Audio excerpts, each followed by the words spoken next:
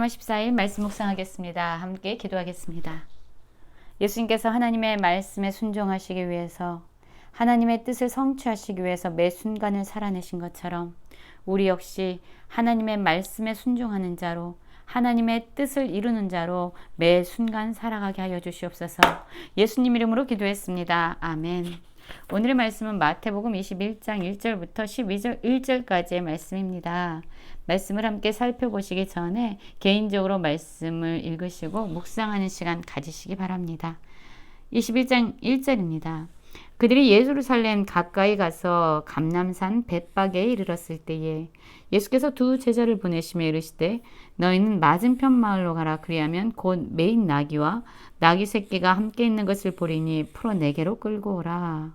만일 누가 무슨 말을 하거든 주가 쓰시겠다 하라. 그리하면 즉시 보내리라 하시니 이는 선지자를 통하여 하신 말씀을 이루려 하심이라. 일렀으되 라는 말씀으로 시작하고 있죠. 예수님께서 그리고 제자들이 함께 예루살렘 가까이 가서 벳박에 이르렀습니다. 이 예루살렘이라는 장소는 바로 예수님께서 십자가의 고난과 죽음을 향해서 나아가는 장소였습니다. 이곳에 가시기 전에 예수님은 벳박에서 제자들 둘을 불러서 말씀하시죠. 무엇을 말씀하십니까? 맞은편 마을로 가면 매인 나귀와 나귀 새끼가 있는데 그것을 풀어 내게로 끌고 오라라고 말씀하십니다. 예수님이 주인이 아니신데도 불구하고 나귀와 나귀 새끼를 지금 풀어 내게로 끌고 오라고 말씀하고 있습니다. 그러면서 제자들에게 이 말씀도 함께 하고 계시죠. 만일 누가 무슨 말을 하거든 주가 쓰시겠다 하라 라고 말씀하고 있습니다. 그렇습니다. 지금 예수님은요 만왕의 왕으로 만유의 주로 말씀하고 있는 것입니다. 예수님은 모든 것을 다스리시는 주권자이실 뿐만 아니라 모든 것을 창조하신 분입니다. 이 세상의 모든 것은 주님의 것이에요. 주님이 주인이시죠. 우리는 주님이 허락한 것을 사용하고 있을 뿐입니다. 예수님은 지금 나귀와 나귀 새끼를 풀어 내게로 끌고 오라 라고 말씀하시면서 만약에 누가 무슨 말을 하거든 주가 쓰시겠다 라고 말씀하심으로써 바로 주님이 자신이 바로 온 세상의 주인이심을 주가 되심을 선포하고 있는 것입니다. 그리하면 즉시 보내리라 하시니 라고 말씀하고 있지요. 아마도 제자들은 예수님의 말씀을 듣고요. 가는 것이 편치 않았을 것 같습니다. 왜냐하면 이 나귀와 나귀 새끼가 자신들의 것이 아니라는 것을 알고 있었거든요. 그런데 이들은 기꺼이 주님의 말씀을 듣고 순종함으로 나아갑니다. 그리고 정말로 그들에게 누가 무슨 말을 하는 것을 듣게 돼요. 그때 그들은 주가 쓰시겠다라고 말씀을 드렸고 그리고 그 나귀와 나귀 새끼를 즉시 보내는 그런 일을 경험하게 되죠. 그렇습니다. 제자들의 순종이 있었어요. 예수님이 말씀하시면 그것이 이성적으로 합리적으로 이해가 되지 않을지라도 기꺼이 예수님의 말씀에 순종함으로써 나아가는 제자들의 순종이 있었습니다. 그리고 또한 나귀와 나귀 새끼를 풀어 끌고 오고자 하는 순종이 있었어요. 그리고 또한 이 나귀와 나귀 새끼의 주인의 순종이 있었죠. 그것을 주님께서 내리신 명령이다. 주님께서 그것을 쓰시겠다라고 말씀했다라고 했을 때 바로 이 나귀와 나귀 새끼를 풀어서 주는 그런 사람, 즉시 보내는 그 사람의 순종이 있었습니다. 그렇습니다. 예수님께서 하나님의 말씀을 성취하기 위해서 나아가신 이 길 가운데 예수님의 말씀에 순종하는 사람들이 있었습니다. 그리고 예수님은요 4절에서 보면 이렇게 하신 이유가 분명히 나오죠. 이는 선지자들 통하여 하신 말씀을 이루려 하심이라. 그렇습니다. 예수님은요 매 순간 하나님의 말씀을 자신을 향해서 선포하신 하나님의 말씀이 이루어지도록 하는 데 목적이 있었습니다. 하나님의 뜻을 성취하는 것이 예수님의 목적이었어요. 그래서 예수님은 하나님의 뜻을 이루기 위해서 죽기까지 순종하셨습니다. 십자가에 자신의 생명을 내어 놓으신 거죠. 왜냐하면 예수님을 붙잡고 있는 그 삶의 목적은 바로 하나님의 말씀을 이루려 하고 하나님의 뜻을 성취하고자 하는 그러한 순종함이 있었기 때문입니다. 여러분, 우리는 어떻습니까? 21장 1절부터 4절까지 보면은요, 여기에는 순종하는 사람들의 이야기로 엮여져 있습니다. 하나님의 말씀에 순종하는 예수 그리스도, 또한 이성적으로 잘 이해가 되지 않지만 그럼에도 불구하고 예수님이 말씀하시면 용기와 담대함으로 나아가서 순종하는 제자들이 있었고요.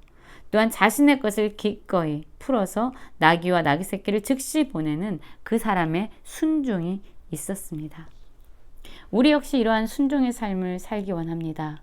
우리의 삶의 목적이 예수님처럼 우리의 삶을 통해서 하나님의 말씀이 이루어지고 하나님의 뜻이 성취되어지는 것이 되어지길 원하고, 또한 우리가 생각할 때에 합리적이지 않고 우리가 이해할 수 없을지라도 예수님이 말씀하시면 순종함으로 나아가고 우리 자신의 것을 기꺼이 헌신하는, 주께서 쓰시겠다 하실 때 우리의 것을 즉각적으로 드리는 그러한 순종이 우리의 삶에서 날마다 일어나기를 원합니다. 5절입니다. 시온의 딸에게 이르기를 내 왕이 내게 임하나니 그는 겸손하여 나귀 곧 멍에 매는 짐승의 새끼를 탔도다 하라 하였느니라 라고 말씀하고 있어요. 그렇습니다. 당시에 정말로 힘있고 권력 있는 자들은요, 이런 나귀 새끼를 타지 않았습니다. 그들은 말을 탔지요. 말을 탐으로써 자신의 힘과 자신의 권력을 세상 가운데 선포했습니다. 그러나 이 땅에 왕으로 오신 예수님은 겸손하여 나귀 곧 멍에 매는 짐승의 새끼, 나귀 새끼를 탔다라고 말씀하고 있습니다. 이건 역시 바로 메시아가 어린 나귀를 타실 것이라는 스가랴의 예언 말씀을 성취하신 것입니다. 예수님의 모든 순간은요, 하나님의 말씀을 이루는 것이었어요. 6절부터 보면 진짜로 이 제자들이 가서요, 예수님께서 명하신 대로 했다라고 얘기합니다. 제자들의 순종이 나와요. 하나님의 말씀에 순종하는 예수 그리스도, 또한 예수 그리스도의 말씀에 순종하는 제자들의 모습이 나오고 있습니다. 이제 예수님은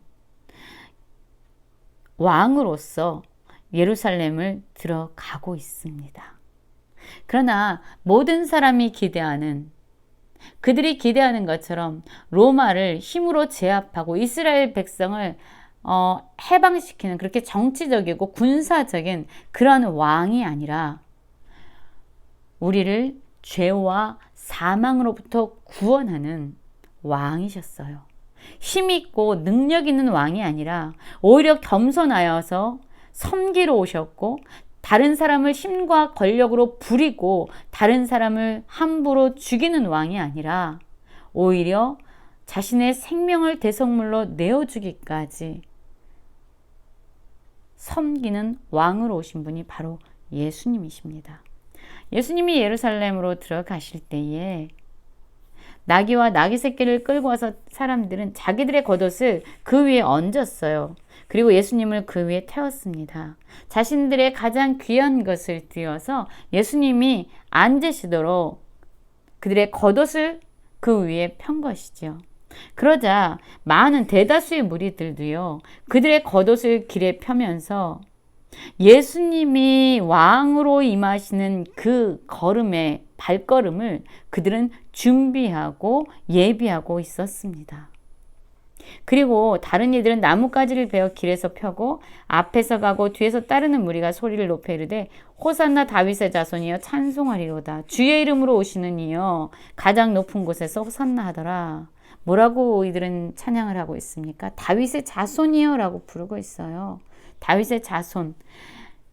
하나님이 약속하신 메시아는 다윗의 자손,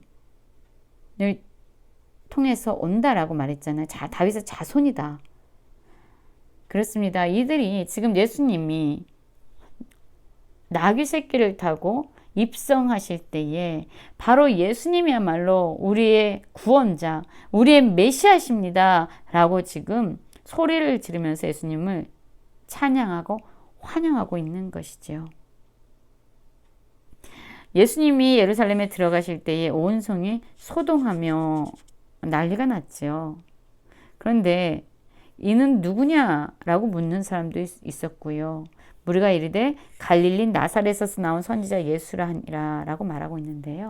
사실 이 갈릴리 나사렛 지방은요, 별로 선한 것이 나올 거라는 기대가 되지 않는 비천하고 하찮은 그러한 지역으로 사람들이 생각했습니다. 그런데 이렇게 보잘것없고 하찮은 사람들이 멸시하는 그곳에서 바로 누가 오셨습니까? 온 세상을 구원하러 오신, 죄와 사망으로부터 모든 사람을 구원하시기 위해서 오신 섬김의 왕, 평강의 왕, 겸손의 왕이 바로 이곳에서부터 지금 예루살렘으로 들어가고 있어요. 무엇으로요?